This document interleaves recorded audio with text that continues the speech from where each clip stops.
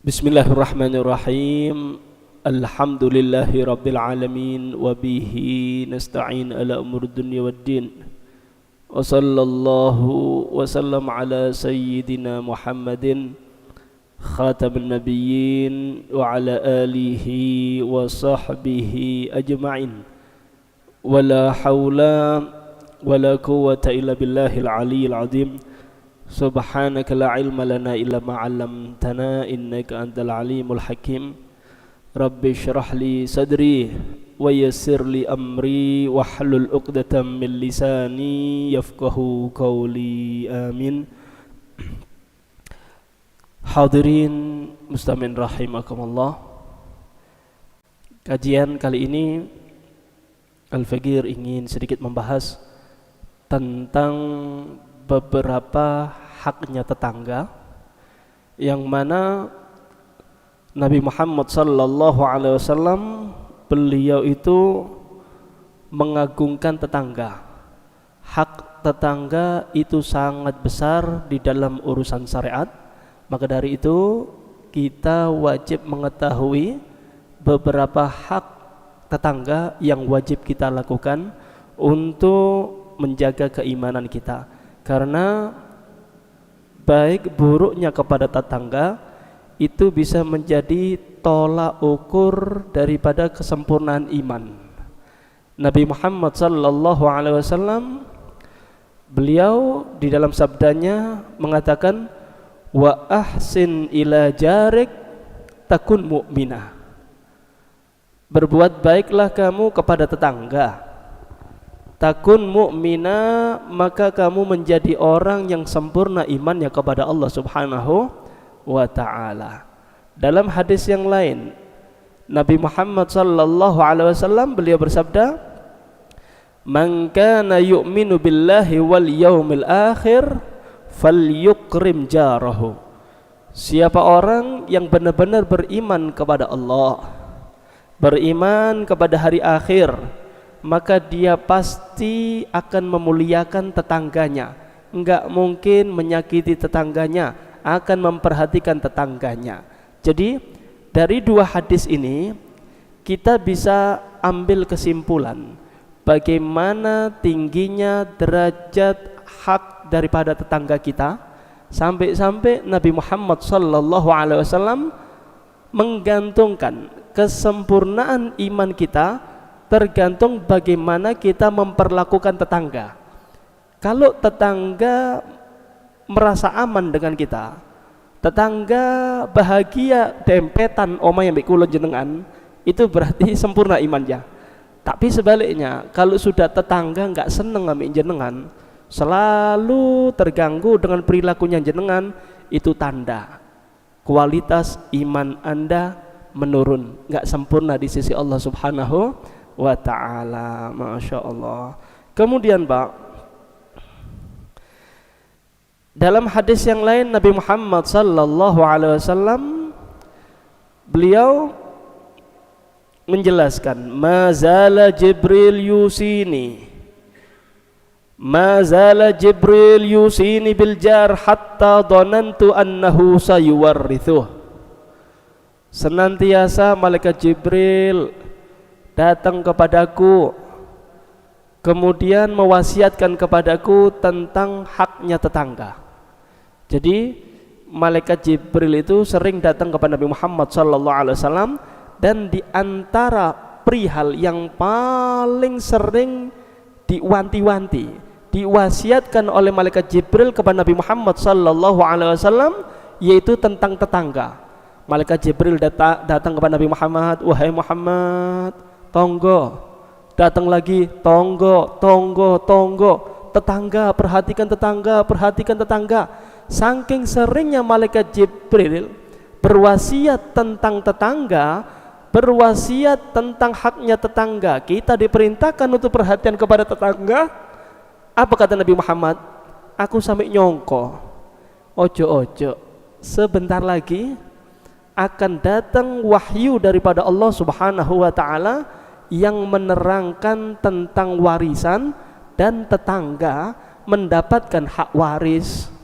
Saking besarnya haknya tetangga, nggih, Kalau seumpama tetangga niki meninggal, maka yang mendapatkan warisan bukan hanya keluarganya aja, tonggo-tonggo yo antuk pisan. Paham ya? Saking agenge hak tetangga, sampai malaikat Jibril datang kepada Nabi Muhammad selalu wanti-wanti, tetangga. Maka Nabi Muhammad SAW nyongko, ojo nggih, jangan bentar lagi tetangga kita akan mewarisi daripada harta-harta kita. Masya Allah. Karena itu Pak, hati-hati nggih. Hak tetangga perhatikan. Jangan sampai tetangga itu merasa Anda rugikan. Jangan sampai tetangga itu merasa terganggu dengan perilakunya jenengan. Gak sempurna iman jenengan kepada Allah Subhanahu wa taala. Dalam hadis yang lain Pak, Nabi Muhammad sallallahu alaihi wasallam beliau bersabda gini, wallahi la yu'min man lam ya'man, wallahi la yu'min, wallahi la yu'min, wallahi la yu'min.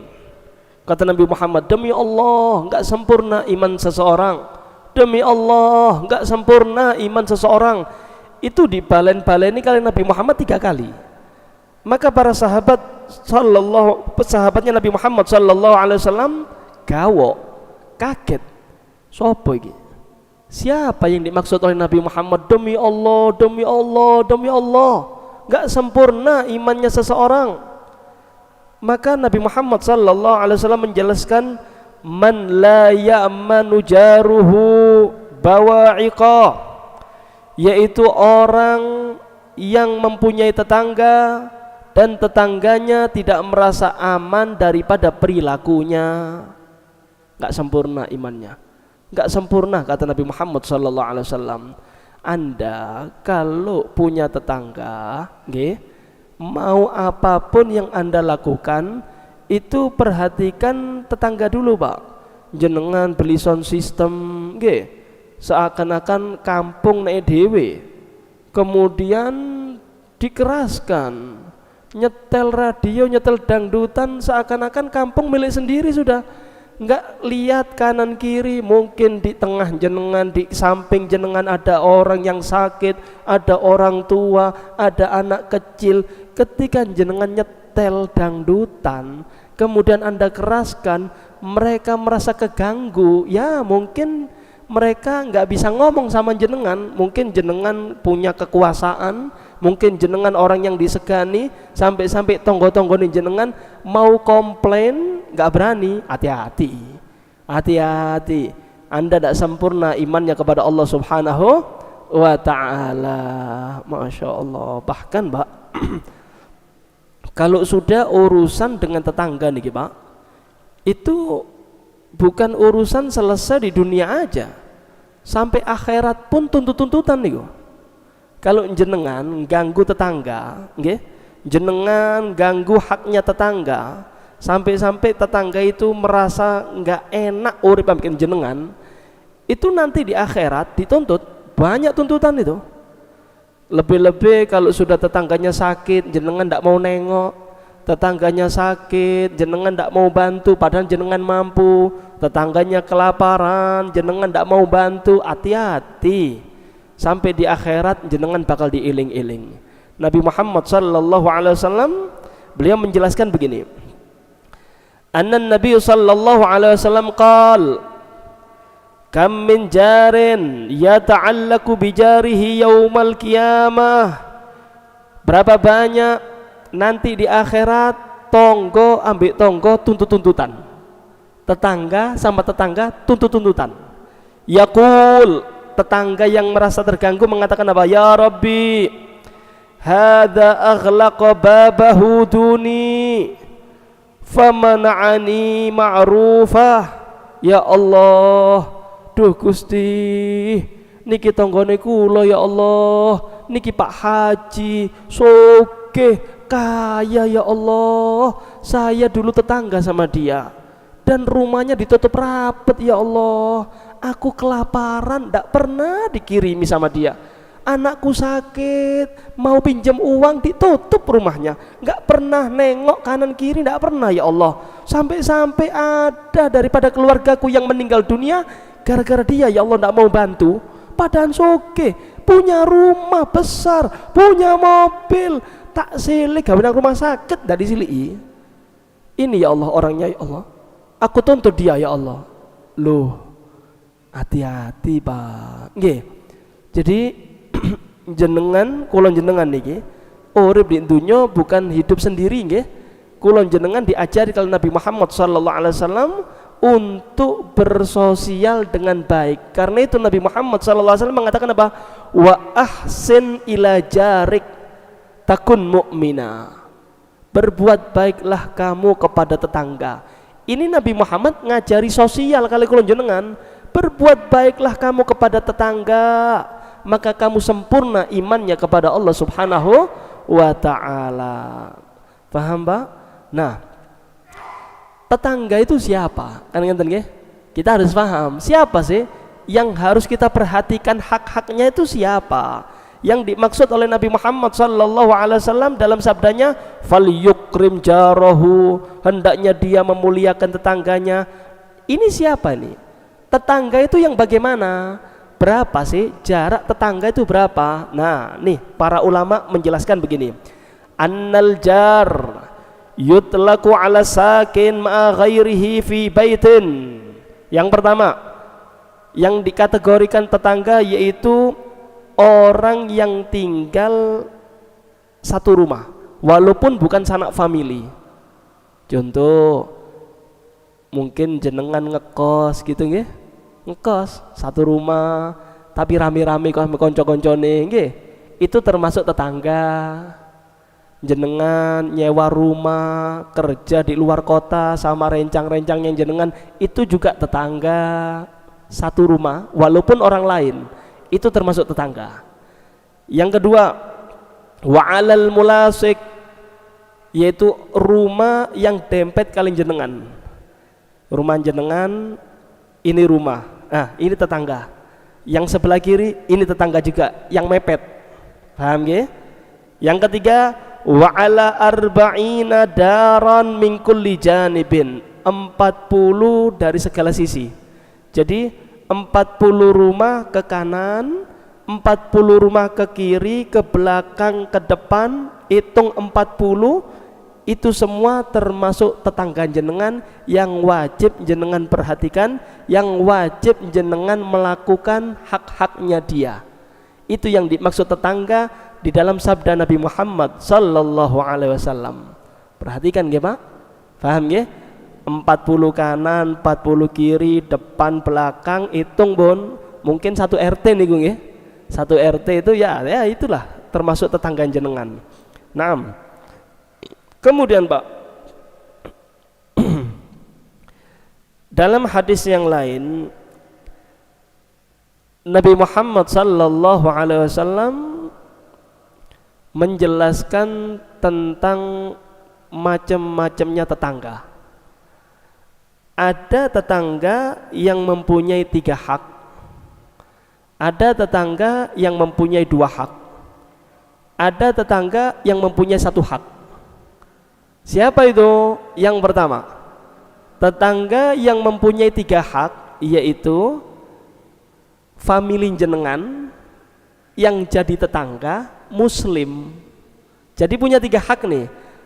Hak sebagai tetangga, hak sebagai muslim, hak sebagai sanak famili. Ada 3 hak. Ini tonggo sing wajib jenengan prioritaskan nih. Yang kedua, tetangga yang mempunyai 2 hak. Siapa itu?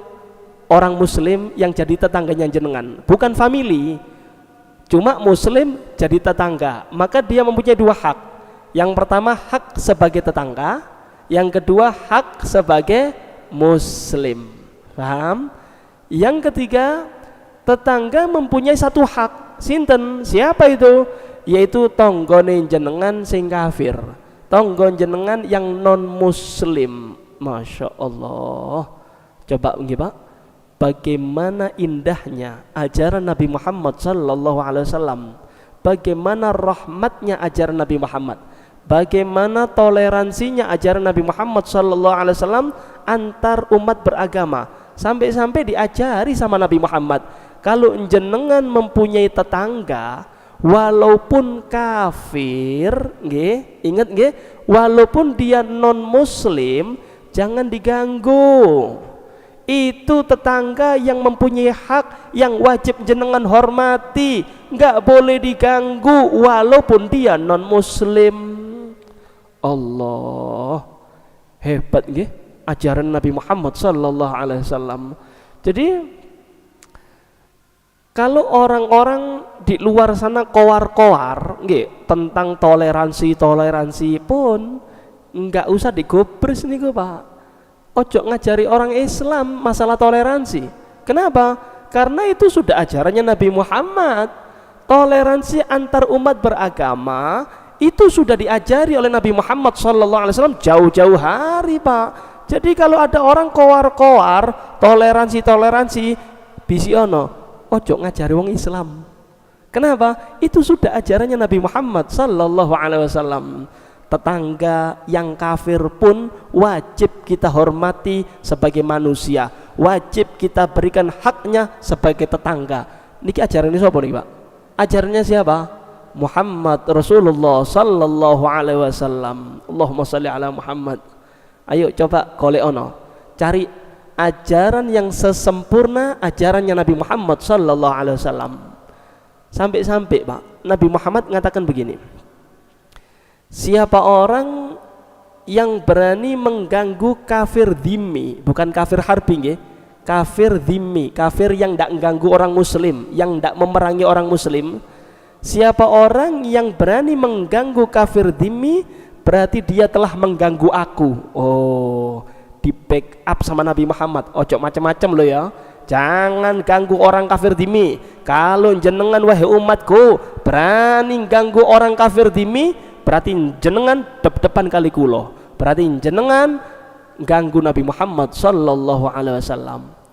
Kurang toleransi yok nopo nih Pak?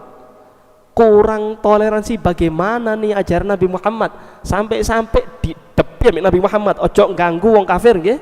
Orang kafir dhimmi ku tanggunganku, jangan sampai diganggu. Wani ganggu aku. Loh, nih lo Pak pemimpin Pak. Nih Nabi kita Muhammad sallallahu alaihi wasallam ngajari toleransi kepada antar umat beragama. Masya Allah, sempurna Islam itu Pak, sempurna nggih. Nah, kemudian Pak, saya kembali lagi kepada sabda Nabi Muhammad sallallahu alaihi wasallam yang mengajarkan kepada kita bagaimana bertetangga dengan baik nggih. Dalam hadis yang lain Nabi Muhammad sallallahu alaihi wasallam beliau itu menasehati Abu Dzar, sahabat Nabi Muhammad. Ya Abu Dzar, idza tabakhta fa aqsiril maraq wa ta'ahad jiranak. Wahai Abu Dzar, kalau jenengan masak kebeono, bahasa Jawa ngenten nggih, yang banyak kuahnya. Kemudian perhatikan kepada tetangga. Jadi kalau jenengan masak nggih, garwane jenengan masak, istrinya jenengan masak nggih, kalau jenengan daging atau lauknya itu pas-pasan buat keluarga, maka yang diajarkan Nabi Muhammad SAW yaitu perbanyak kuah atau bumbune. Paham ya? Untuk apa? Bagi-bagi kali tonggo. Kalau jenengan ndak bisa ngirimi dagingnya, minimal ya kuahnya lah. Ojo ngirim ambu-ambuane tok. Nggih. Jangan ngirim asap kepada tetangga, kasihan. Berarti jenengan ganggu tonggo, ngiming-ngiming tonggo. Tapi bagaimana ajaran Nabi Muhammad? Diajari Pak, sampai coro masak nih lo diajari. Lek jenengan masak nggih, hati-hati, perhatikan tetangga. Kalau jenengan ndak bisa ngasih daging, perbanyak kuah, kiri mono dodo, kiri mono kuah itu tetangga jenengan ben podo ngrasakno. Ajaran Nabi Muhammad sallallahu alaihi wasallam. Masya Allah, Hebat nggih. Masya Allah. Perhatikan Pak, itu tanda kesempurnaan iman nggih. Perhatian kepada tetangga, nggih, menghormati tetangga, memuliakan tetangga, itu tanda kesempurnaan iman. Tanpa ini, wah bisa jadi kalau jenengan bakal diadab kali Gusti Allah. Tuh lihat, diceritakan, diriwayatkan Pak, di zaman Nabi Muhammad sallallahu alaihi wasallam ada seorang perempuan ahli ibadah, siang hari puasa, malam hari qiyamul lail pun totalitas lempeng ibadah teng Gusti Allah. Cuma enten kekurangane. Apa kekurangane? Sayyi'ul khuluq, tu'dhi jiranha bilisaniha. Jadi perempuan ini yang ahli ibadah dilaporkan kepada Nabi Muhammad sallallahu alaihi wasallam, wahai Rasul, ini ada perempuan ahli ibadah. Perempuan ini istimewa, kalau malam qiyamul lail, kalau siang puasa, hebat wahai Rasulullah. Cuma ada kekurangannya sedikit. Nopo? Apa kekurangannya? Akhlaknya kurang ngeco, akhlaknya kurang baik, yaitu lesannya ini selalu nyaci maki tetangga, lesannya selalu menyakiti tetangganya, ngilok-ngilokno. Nggih. Akhirnya tetangganya merasa gelisah. Kalau ketemu dia tuh males. Kenapa? Landep Pak. Lesane landep. Maka Nabi Muhammad sallallahu alaihi wasallam mengatakan apa? La khaira fiha, hiya min ahlin nar. Percuma. Perempuan itu tidak ada baiknya, percuma. Walaupun dia sholat malam hari, walaupun puasa sunnah siang hari, tapi kalau sudah berani mengganggu tetangga, hiya min ahlin nar. Langsung divonis kali Nabi Muhammad sallallahu alaihi wasallam, dia nanti di akhirat bakal masuk neraka. Allah. Napa Pak? Kok langsung divonis kali Nabi Muhammad? Langsung dikatakan masuk neraka, ngenten Pak. Kita nih sama syariat diajari hablum minallah, hablum minan nas. Nggih. Ada dua kewajiban yang harus kita lakukan. Hubungan kita dengan Allah, hubungan kita dengan sesama manusia, itu sudah diatur oleh syariat. Kalau urusan kita sama Allah, perbaiki dengan cara ibadah. Apapun yang diperintahkan Allah, kerjakan. Yang dilarang Allah, tinggalkan. Ini hubungan kulon jenengan kali Gusti Allah. Nah, kalau urusan sama manusia, ini urusannya bukan dengan ibadah, tapi dengan akhlak. Paham ya? Dengan akhlak sing api ambek tonggo, yang bagus dengan teman, yang bagus ngucapane, yang bagus lesane. Itu yang diajarkan oleh syariatnya Nabi Muhammad sallallahu alaihi wasallam. Maka dari itu, ketika satu ditinggalkan, yaitu ganggu tetangga, hablum minan nas ndak api, walaupun hablum minallahnya bagus, ahli ibadah, tapi nanti di akhirat bakal banyak tuntutan, dituntut kali tonggo-tonggone. Kalau sudah nanti di akhirat banyak tuntutan, muflis Pak, jadi orang rugi. Kalau sudah rugi, masuk neraka. Faham Pak? Harus dua-duanya jalan nih, hablum minallah, hablum minan nas. Begitu juga sebaliknya, nang tonggo api, sosialnya bagus. Kalau sudah 17 Agustus, wow, dekor karnaval niku juara siji wong iki Pak. Kalau sudah gotong royong, nomor pertama datang nih, hebat. Sosialnya bagus Pak. Kali tonggo-tonggone eco, bagus akhlaknya. Cuma ndak sholat, nggak puasa, ya napa niki? Tetap mlebu neraka. Kenapa? Hablum minallahnya ndak ada. Dua-duanya harus jalan, hablum minallah, hablum minan nas. Baru insya Allah angsal rahmati Gusti Allah. Faham gak Pak?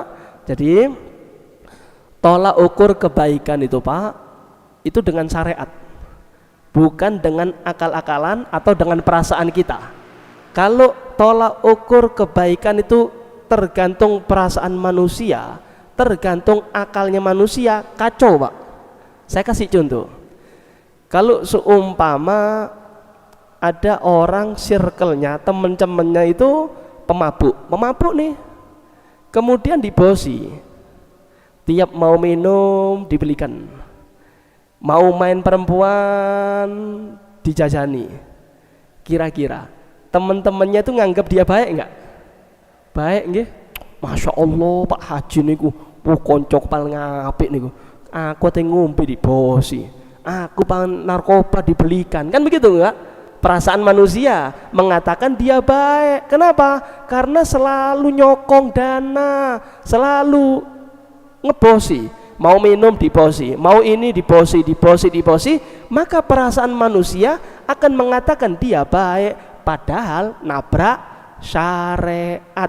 Ini yang bahaya Pak. Karena itu tolak ukur baik buruk bukan main perasaan, tapi dengan syariatnya Nabi Muhammad sallallahu alaihi wasallam. Saya kasih gambaran lagi. Puasa bagus apa mboten? Bagus. Kemudian saking ahli ibadah nih kebablasan, sampai yaumut tasyrik ya poso. Kula niki kakean dosa, aku iki kepingin ahli ibadah, saya kepingin nambah pahala Beb. Eman 3 hari nggak puasa, eman niki Beb, tak poso pisan wis. Idul Fitri, Idul Adha tak poso pisan. Kenapa? Eman Beb. Apa mboten niki? Jelek Pak. Kenapa? Nabrak syariat. Walaupun dohirnya ibadah Pak, dohirnya ibadah nih, ahli ibadah, cuma gara-gara nabrak syariat tadi eleke. Sholat subuh kok 2 rakaat ya. Saya itu kepingin sholat subuh itu 4 rakaat, ben tambah cedek kali Gusti Allah. Loh, jenengan nambah, batal sholatnya Pak. Loh itu loh bukti bahwasanya baik buruk itu bukan main perasaan kita, bukan main akal-akalan, tapi manut kali syariat. Itu tolak ukur kebaikan untuk kita. Paham ya Pak? Perhatikan nggih. Tonggo, hati-hati, tonggo. Nanti di akhirat kita semua akan ditanyai tentang bagaimana kita hubungannya sosial dengan tetangga. Mereka semua akan bertanggung jawab di hadapan Allah Subhanahu wa ta'ala. Kemudian Pak, saya sedikit ceritakan. Ada seorang ulama ahli ibadah,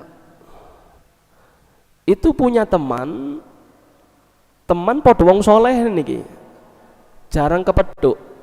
Suatu saat silaturahmi kepada temannya. Ketika silaturahmi, kaget Pak, masuk rumahnya ternyata banyak tikus. Rumahnya banyak tikus, muter tikus nih, sampai gregetan heran, oma kok akeh tikus ya. Akhirnya ngatur sama temannya nih, Cak, ngenten Cak, saya lihat ini tikus mulai tadi berkeliaran di sini. Iki karim mlebu nang kakai tok ini nggih. Tinggal jadi keluarga nih. Kenapa? Selalu muter-muter di rumah itu, Pak. Akhirnya kasihan, punya inisiatif ngenten lho, Cak. Jenengan ngingu kucing. Ben resik ngriyain jenengan. Biar bersih rumah jenengan. Oh ngenten nggih. Ya, cepetan. Jenengan cari kucing taruh di rumah. Insya Allah bersih teko tikus. Oh nggih matur suwun. Pulang beberapa hari kemudian balik tenggriai rencangnya niki. Balik ke rumah temennya, tambah akeh tikusnya Pak. Tambah akeh lah. Cak, kulo kan pun ngatur. Saya kan sudah ngomong sama jenengan, ini tikus tidak mungkin keluar dari rumah jenengan kalau jenengan tidak ada kucing. Maka dijawab sama orang soleh ini, ngenten, saya itu ya kepingin rumah saya bebas dari tikus. Inisiatif jenengan itu bagus, ngingu kucing bakal hilang tikus, kan ngenten nggih? Cuma aku mikir, beberapa hari ini saya mikir, kalau saya ngingu kucing kemudian tikus itu lari dari rumah saya bersih, lah tikus-tikus iki berarti mlebu nang tangga. Waduh, ndak wani aku. Ndak berani aku. Berarti aku ganggu tonggo. Biarkan dah, nggak apa-apa. Saya ridho, saya rela, nggak apa-apa. Tikus dolenan di panggene omahku mboten kula, mboten napa-napa. Mainan di rumahku mau jemblongan, mau apa terserah. Yang penting tetangga ndak merasa terganggu dengan saya. Ya Allah, urusan tikus, Pak. Nggih. Urusan tikus masih mikir tonggo. Kalau saya kucing melayu nih nang tonggo, berarti tidak sempurna imanku teng Gusti Allah. Lebih baik aku sabar daripada gangguan tikus ketimbang nanti di akhirat dituntut kali tonggo. Kalau sekarang kembali aneh ya Pak, selokan nih jenengan mampet diserok dibuat teng pundi niki nang selokan sebelah nggih. Selokan sebelah punya siapa ini? Punya tetangga. Ndak mikir. Saenake dhewe wis pokok selokan kula bersih dibuang nang sebelah. Lho ganggu tangga niki. Ini ndak dipikirkan. Kadang nyapu-nyapu nggih. Nyapu-nyapu regete sampai dekek ngarep reme tangga. Lho. Ini ndak beres. Berarti jenengan ganggu tangga. Enggak sempurna iman jenengan teng Gusti Allah. Paham enggak? Perhatikan nggih, perhatikan tetangga. Naam. Kemudian nih Pak, beberapa hak-haknya tetangga yang wajib kita berikan. Di dalam kitab Ihya Ulumuddin, Imam Ghazali beliau mencantumkan satu hadis yang mana hadis ini mengumpulkan beberapa haknya tetangga yang wajib kita lakukan. Apa aja? Nih, Nabi Muhammad sallallahu alaihi wasallam beliau bersabda gini, "Atadruna ma haqqul jar?" Wahai sahabat-sahabatku, jenengan tahu enggak apa aja haknya tetangga? Maka para sahabat enggak bisa menjawab, "Opo nggih? Apa ya Rasulullah?" Mboten semerap. Saya enggak tahu haknya tetangga itu apa. Nah, yang pertama dijelaskan oleh Nabi Muhammad sallallahu alaihi wasallam, "Inista'ana bika a'anta." Yang pertama, ketika tetangga minta tolong jenengan, jenengan wajib nulung. Ada tetangga masuk nang omahe jenengan, "Pak, yuk tolong Pak, cekelno tonggo. Aku ate mendekno asbes." Minta tolong, jenengan harus perhatikan itu tetangga. Paham nggih? Ini yang pertama. Yang kedua, iki rada antep niki, Pak. Wa inistaqradaka aqradtahu. Kalau tonggone jenengan nyele duit siliono, masya Allah. Kira-kira iso nggak ini? Zaman sekarang duit ada yang ganggu, pura-pura melas, nggih. Kalaupun minjemi uang zaman sekarang nih, minjemi uang harus ono anaan. Enak temen beb. Saya ini kerja banting tulang, kemudian dia tinggal pinjam uang, ya harus ada timbal baliknya lah. Kalau pinjam 2 juta ya balik 2.300.000 beb. Saya kan capek cari uang. Padahal kata Nabi Muhammad nopo, kalau tetangga pinjam uang maka Anda harus meminjami ketika Anda punya uang. Paham Pak? Ojo di anak no nggih. Nggih. Naam. Kemudian yang selanjutnya, wa iniftaqara jutta alaihi. Kalau jenengan ngelihat tetangga itu orang fakir, ngelihat makannya itu sehari sekali, ya Allah, ngelihat kasihan, juttahu, jenengan berderma kepada dia, kasih uang 50.000, Pak, jenengan beli bakso apa dah pecel kayak keluarga jenengan. Jenengan harus perhatian, tengok tuh kanan kiri. Jangan Anda yang penting kenyang. Anda wajib perhatian kepada tetangga. Nabi Muhammad sallallahu alaihi wasallam beliau bersabda gini, "Man bata syab'an wa jarhu ja'iun ila janbi wa huwa ya'lam bih ma amana bi." Man bata syab'an wa jarhu ja'iun ila janbi wa huwa ya'lamu bih. Enggak sempurna. Enggak sempurna iman seseorang, yaitu orang yang bermalam dalam keadaan perut kenyang, sedangkan dia mengetahui tetangganya kelaparan. Oh, tahu tonggone niki duwe anak ngrempel wisan niki. Anaknya 5, makan kekurangan paham. Anda makan saenake dhewe ambek keluarga kenyang, entek rong bakso, rokokan, ngopi, tilem. Sedangkan tetangga jenengan ini belum tahu makan atau ndaknya. Dosa lho jenengan. Perhatikan itu tetangga. Perhatikan, nggih, kalau ada rezeki lebih kirim kepada tetangga. Paham, Pak? Masya Allah, saya tuh Pak, nggih, tahadusan binikmah, nggih, ngenten. Saya itu kan paling seneng lihat bal-balan, Pak. Nah, jenengan semerap sendiri kan, kalau sudah Piala Champion itu kan jam 1, jam 2, nggih. Nah, kalau zaman nem-neme Pak, melekan, nggih, jagongan. Tapi jagongannya di dalam rumah saya, ndak nang pos kamling, di dalam rumah, main PS, pokok main sampai main bal-balan. Subhanallah. Jam-jam setengah 1, jam 1 niku, ibu kula niki tangi, sampai koyo kaget. Far, Ja'far.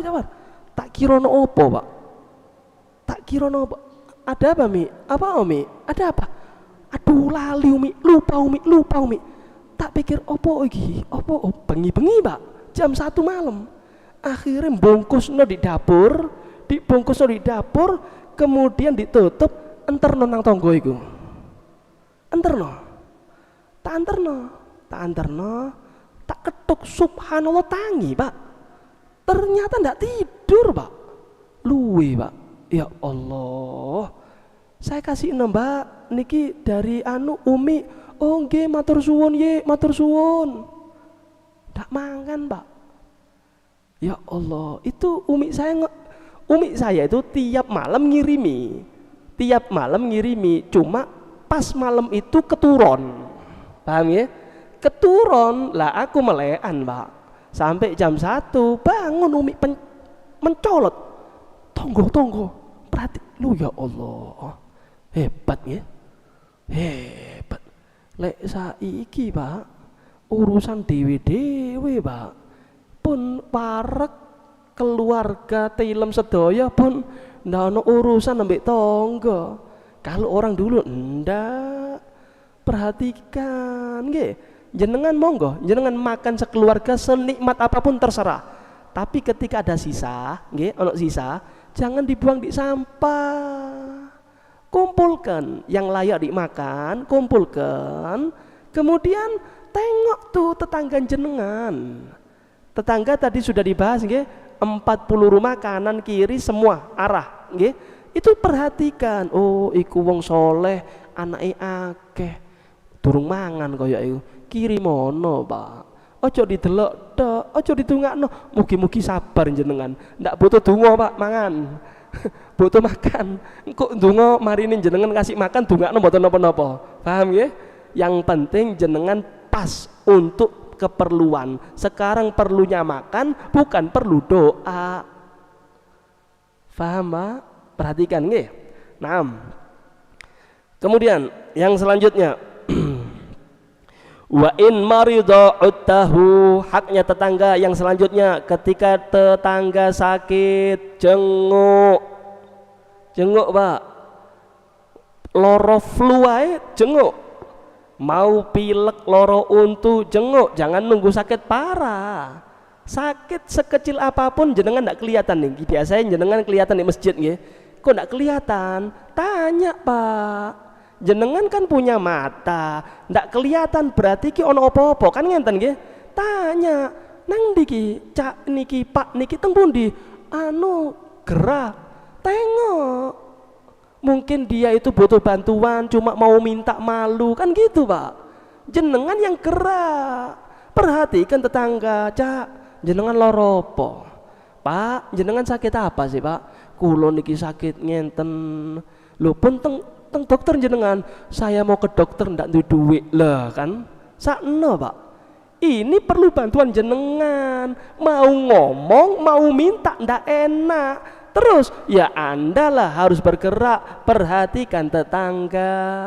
Tengok Pak, Wa in mata, nah niki, wa in mata kalau tonggo jenengan sedo, tabi'ta janazatahu, jenengan antar jenazahnya, antar Pak, nggih, tonggo jenengan sedo, maka haknya tetangga yang wajib Anda lakukan, Anda menghormati daripada jenazahnya. Ya napa niku, urus jenazahnya, mulai dari memandikan, nggih, kemudian ngafani, kemudian ngangkat jenazah, ngubur, jenengan ikuti semua itu. Hal-hal yang wajib dengan kaitannya jenazah, jenengan wajib lakukan. Kan kasihan Pak, mungkin dia itu orang ndak ngerti agama, mungkin nggih, ketika memandikan didelok ambek rencang-rencangin, ndak boleh. Jenengan lihat, ojo delok iki aurat. Nah, kemudian ngafani, ono enggak kain kafane? Kalau ndak ada, yuk iuran podo-podo tonggo. Perhatikan Pak. Kemudian antar ke masjid, yuk disolati. Ojo jenazah mlebu nang masjid jenengan rokokan. Loh, ya Allah, ini kan ndak ngerti hak Pak. Ini penyebabnya. Kenapa sih kalau kita lihat banyak jenazah di dalam masjid, ternyata orangnya di luar? Kenapa? Ndak ngerti hak. Ndak ngerti hak. Itu hak Pak. Coba nggih.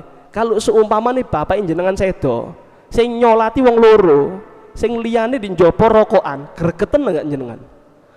Berarti kan ndak penghormatan Pak.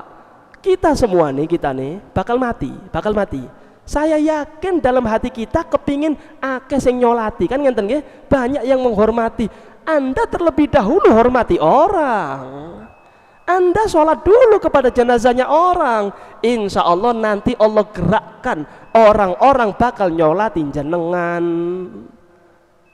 Faham Pak? Masya Allah. Kemudian yang terakhir nih Pak, wala tastatil alaihi bil bina fatahjuba anhu riha illa biidni. Nih haknya tangga selanjutnya. Aslinya banyak nggih Pak, banyak. Di antaranya nggih, kalau jenengan mau bangun rumah, kata Nabi Muhammad, ojo dur-dur, jangan tinggi-tinggi. Kenapa? Kalau Anda bangunannya lebih tinggi daripada tetangga, maka Anda sudah mengambil haknya tetangga. Apa? Angin-anginane kena tembokin jenengan, ndak mlebu nang metonggo. Kemudian srengenge ketutup ambek bangunan jenengan. Terus ya napa, Beb? Saya mau bangun rumah tingkat 3, izin